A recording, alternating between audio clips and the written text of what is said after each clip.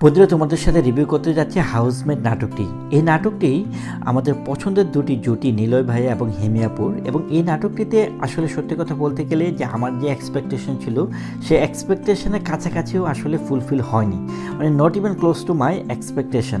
কী কারণে বলছি, নর্মালি যেটা হয় যে তাদের নাটকে কিন্তু এন্টারটেনমেন্ট থাকে, ফুল অফ এন্টারটেনমেন্ট থাকে, কমেডি থাকে, হাসি খুশির একটা ব্যাপার থাকে, মানে পজিটিভ একটা ভাইব পাওয়া যায়। কিন্তু এই নাটকটিতে প্রবলেমটি যেটি হয়েছে, ফার্স্ট 15 মিনিটস ঠিক ছিল, চমৎকার ছিল, বিনোদন ছিল এবং তোমাকে আটকে রাখবে নাটকটিতে।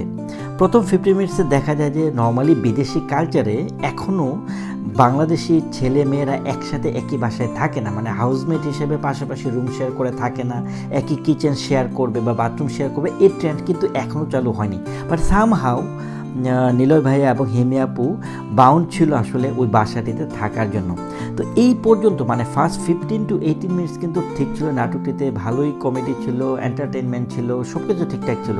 কিন্তু যখনই তার মামার যখন বাংলাদেশ থেকে তোমার বিদেশে আসে বা বাঘিনীর সাথে থাকবে, এই সিচুয়েশানে ওই বাসায় যখন সে উঠে, মামা আসার পরে দেখা যায় যে সিচুয়েশানটা ট্র্যাকটা চেঞ্জ হয়। কিন্তু সেই ট্র্যাকটা কিন্তু শুরুতে যেভাবে আসলে এন্টারটেনমেন্ট ছিল নাটকটির মধ্যে, সেটা কিন্তু ধরে রাখতে পারেনি।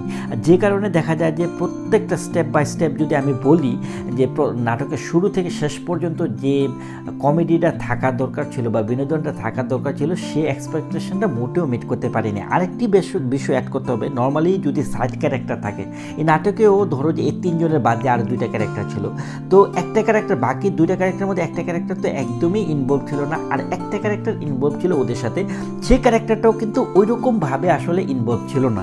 মানে যেভাবে অন্যান্য নাটকগুলোতে আমরা সিঙ্গাপুর যে নাটকটি দেখেছিলাম কিছুদিনের আগে, সেটির মতো যদি আমি বলি, এই নাটকটিতে কিন্তু এরকম কোনো এঙ্গেজমেন্ট ছিল না যে সাইড ক্যারেক্টারটাও সেরকম কোনো বিনোদন দিতে পারেনি বা হাসাতে পারেনি বা কোনো ওইরকম স্পেসিফিকলি বলার মতো আহামরি কিছু নেই।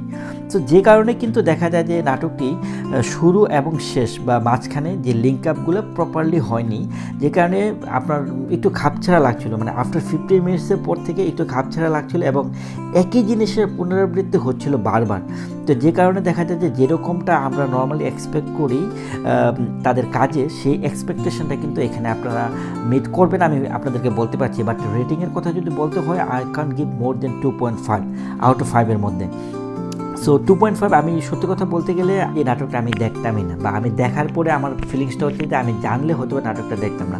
তো আপনাদের ব্যাপার, আপনারা যদি দেখতে চান দেখতে পারেন, but nothing special I found from this drama.